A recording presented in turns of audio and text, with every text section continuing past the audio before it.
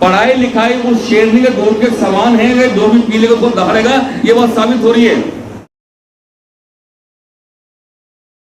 सबसे पहले अपने भारत देश में जन्मे सभी महापुरुषों को सशक्त नमन करते हुए भारत देश के संविधान के रचयिता परम पूज्य बाबा साहब अम्बेडकर जी को भी सशक्त नमन करते हुए आज यहाँ बड़ी खुशी की बात है कि परम आदरणीय दिल्ली सरकार में कैबिनेट मंत्री परम पूज्य मान्यवर साहिब राज्यपाल गौतम जी के निवास पर इस बैठक का आयोजन जो किया गया है।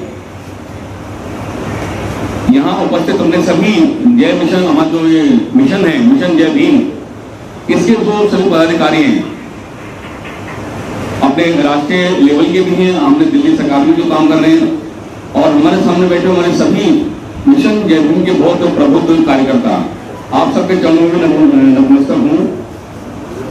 आज जिस प्रकार से मिशन जय भीम जैसा कि नाम से ही वाकिफ है, हमने बहुत पहले कहा था साहब से कि देखिए हमने बाबा साहब अम्बेडकर को नहीं देखा, हमने अगर देखा है तो केवल और केवल जिनके आशीर्वाद से, जिनके पद चिन्हों पर चलते हुए आज हम लोग काम कर रहे हैं, हमने केवल और केवल माननीय राज्यपाल गौतम जी को देखा है। जब भी हम उनके सानिध्य में आते हैं तो हमें रोजाना नई नई बातें प्राप्त होती हैं, बहुत सारा काम करने की प्रेरणा मिलती है दलित समाज के प्रति भी। हमने यहाँ 8 बजे मेरी कोठी पर आकर देखा है और रात को 10-10 बजे तक उनके साथ में रहे, केवल और केवल एक ही मिशन कि किस प्रकार से हम दलित उत्थान में सहायक सिद्ध हो सके। जैसे कि नाम से ही वाकिफ है मिशन जय भीम, हमें बाबा साहब के जो भी विचार हैं उन सबको जन जन तक पहुंचाने का काम करना है। इसी कड़ी में जैसे कि अभी डॉक्टर साहब बता भी रहे थे अपने उसमें कि ऐसा आपको रत्नाने की योजना है, एक बार बहुत गंभीर मुद्दे पर बात हुई। इसमें माननीय राज्यपाल गौतम जी का एक सपना है, एक विचार है, क्यों ना घर घर हम ये जब सब बातें पहुंचाएंगे उसके लिए एक विशालकाय रथ की आवश्यकता है बहुत बड़ी। अभी 3-4 दिन पहले मौका मिला, हमें जालंधर गए थे, मान्यवर पुष्पांकर देव जी साथ में थे, सागर साहब भी साथ में थे, और ये सच्चाई है कि उस दिन टेम्परेचर बहुत ज्यादा था और ये चीसी वहां ढूंढ रहे थे।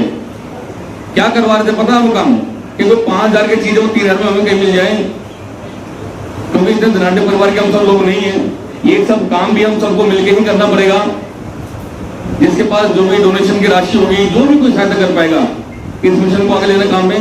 और इसमें पूरा हम ये सोच रहे हैं कि जैसे ही अब अधिवेशन होने वाला है मिशन जय भीम का, उससे पहले क्यों ना देश की राजधानी दिल्ली में उस रथ का एक आयोजन करके उसकी मुहिम को चालू किया जाए। जल्दी उसका काम होने वाला है।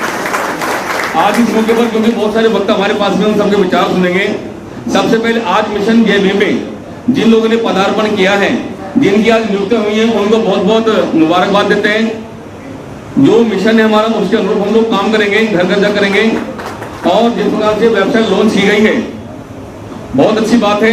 यहाँ बैठे बैठे बहुत सारे लोग कार्यकर्ता बने हैं और कार्यकर्ता बनाकर जो साहब का मिशन है, एक सपना है कि 2025 से पहले हम सब लोग पूरे देश के अंदर जाकर जो भी इनका टारगेट 10 करोड़ लोग हो, चाहे 20 करोड़ भी हो सकते हैं उसके अंदर, उन सबको बौद्ध धर्म की दीक्षा दिलाएंगे और इस परिवार में शामिल करेंगे।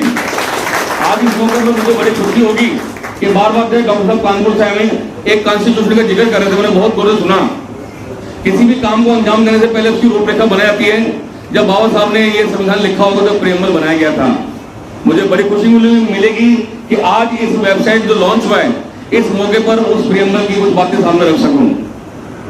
उसमें लिखा हुआ है, we the people of India having solemnly resolved to constitute India into a sovereign, socialist, secular, democratic republic and to secure to all its citizens justice, social, economic and political, liberty of thought, expression, belief, faith and worship, a status of equality and to promote among them all fraternity, assuring the dignity of the individual and the unity and the integration of the nation।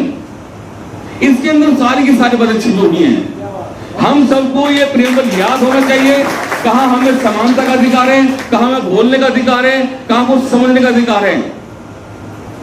आज मैं साबित कर सकता हूं इस बात को, और साहब ने कई बार कहा भी है, मुझे हमेशा एक बात कहते हैं कि संजय जी चेयरमैन की सीट आती जाती रहती है, चाहे 5 साल के लिए बने, चाहे 10 साल के लिए, या मैं स्वयं मंत्री हूं तो आज हूं कल नहीं रहूंगा, ये साफ साफ कहते हैं। इन्होंने तो यहां तक भी कह दिया कि किसी व्यक्ति विशेष को मत बनाओ, उसकी विचारधारा को आगे लाओ। अभी कुछ दिन पहले स्वागत करने गए तो साहब ने मना कर दिया, हमें एक चांदी का मुकुट बनवा के लाते, इन्हें अच्छा नहीं लगा। बड़ी रिक्वेस्ट करने के पश्चात के सर आज हमारी गलती होगी, इसे स्वीकार कर लीजिए, आगे से ऐसा नहीं होगा। ऐसे हमारे सामने हैं, इनकी विचारधारा को हम आगे बढ़ाएं, बाबा साहब का जो सपना उसको साकार कर सकें। मान्यवर काशीराम साहब के साथ काम करने का मौका मिला, वो भी हमेशा यही कहते थे कि बाबा जो तेरा मिशन है वो अधूरा है, उसको हम पूरा कर सकेंगे, और ये तभी संभव हो पाएगा जब जी जान से मिशन न लग पाएंगे। ऐसा ना हो कि खाली यहाँ प्रोग्राम दे ले फिर अपने घर जाकर भूल जाते हैं, ऐसा नहीं होना चाहिए। आज जिनकी मृत्यु हुई है वे लोग भी जो पुराने हमारे यहाँ कर्मधान जो लीडर्स बैठे हुए हैं, इन सबके ऊपर डिपेंड है किस प्रकार से हम आगे बढ़ सकेंगे। मैं संजय गहलोत वर्तमान में दिल्ली सफाई कर्मचारी आयोग का चेयरमैन होने नाते एक सम्मानित पद है, लेकिन मैं सिर्फ इतना मानता हूं कि एक बार को लोगों को जोड़ने का जरिया है हमारे पास में। हमारे पास में रोज हजारों लोगों की आना जाना वहां होता है, तो क्यों ना हम सब लोगों को समझाया जाए कि केवल और केवल जैसा बाबा साहब अम्बेडकर ने कहा है, आज मैं साबित करने वालों इस चीज को, पढ़ाई लिखाई हमारे जीवन का कितना महत्वपूर्ण अंग है। अगर आज मैं M.Com पास पढ़ा लिखा या स्टेनोग्राफर ना होता तो कोई चेयरमैन बनने नहीं देता। ये बात साबित होती है, कहाँ है कई बार पढ़ाई लिखाई उस शेरनी के दूध के समान है, जो भी पीले को दहाड़ेगा, ये बात साबित हो रही है। आज हम खुले तौर पर तीनों कमिश्नर से, वहां के DCP से, पुलिस कमिश्नर से सीधा पहले मेरे ये सवाल होता, भाई हिंदी में बात करनी हिंदी में बात कर लो, इंग्लिश में बात करनी तो इंग्लिश में आ जाओ, वो आधा काम तो आपको वही हो जाता है। इस तरह से हमें सबको आगे आना पड़ेगा। मान्यवर साहब कई बार हमने कैडर लिया, हमने रिक्वेस्ट भी की है। जिस प्रकार से मिशन जय भीम के द्वारा बहुत सारे ऐसे दानी व्यक्ति हैं जो अपनी जगह हमें दान दे रहे हैं, कई एकड़ जगह दान दी जा रही है, उनमें बड़े बड़े कैडर सेंटर बनाए जाए। हमारा काम केवल ये रहेगा कि जो लोग विचलित हैं, जो इस विचारधारा से अभी तक भी अछूते हैं, उन सबको ले लेकर वहां कैडर में ज्वाइन करना, उनका माइंड वॉश करना और मिशन जय भीम को आगे करना, ये हमारा मिशन रहने वाला है। तो जैसा साहब का टारगेट है वो टारगेट इनका नहीं, हम सारे दलित समाज के अंदर बताते हैं, हम सबको टारगेट होना चाहिए। लोग मजाक उड़ाते रहे, कोई दिक्कत वाली बात नहीं। हम कोई पत्थर अगर आकाश में फेंकते, मुझे पता आकाश में जाने वाला नहीं है वो, लेकिन वो उछालने में क्या दिक्कत है हमें। तो इसलिए बहुत तत्परता से हमें काम करना पड़ेगा। आगे आने वाली बैठक में अधिवेशन होगा, बल्कि पुष्पांजलि देव साहब गवाह हैं इस बात के, आदरणीय रोशनलाल सागर जी गवाह हैं इस बात के।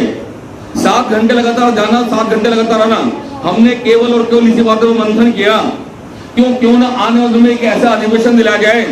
हम तलाश में हैं दिल्ली राजधानी में जहां जहां भी बहुत बड़े हॉल हो सकते हैं, चाहे वो विवेक विहार का यमुना क्रीड़ा स्थल हो, चाहे दिल्ली का तालकटोरा हो, इंदिरा गांधी स्टेडियम हो, चाहे बेशक रामलीला मैदान हो। आने वाले दिनों में ऐसी योजना है कि क्यों ना रामलीला मैदान जो हमारा ऐतिहासिक मैदान है उसको भर के वहां पर दिखाया जाएगा मिशन जय भीम की ये ताकत है। ना केवल दिल्ली में, अपितु भारतवर्ष के सभी देशों में, ये जो हमारे स्टेट्स हैं, मुझे तो बड़ी खुशी होती है कि जो हमारा साउथ एरिया है, जो साउथ का पोर्शन है हमारे देश का, वहां बड़े लालायित हैं लोग, बहुत बुरे में। उत्तर प्रदेश में काम शुरू हो गया, बहुत सारे स्टेट में काम शुरू हो गया। आप सबसे इसी विनम्र अनुरोध के साथ में आने दिनों में मिशन जय भीम को और ऊंचाई पर ले जाए, और जैसा दिशा निर्देश मिलता है उससे अनुरूप हम काम करके अपने दलित समाज को उत्थान कर पाए। बहुत बहुत धन्यवाद।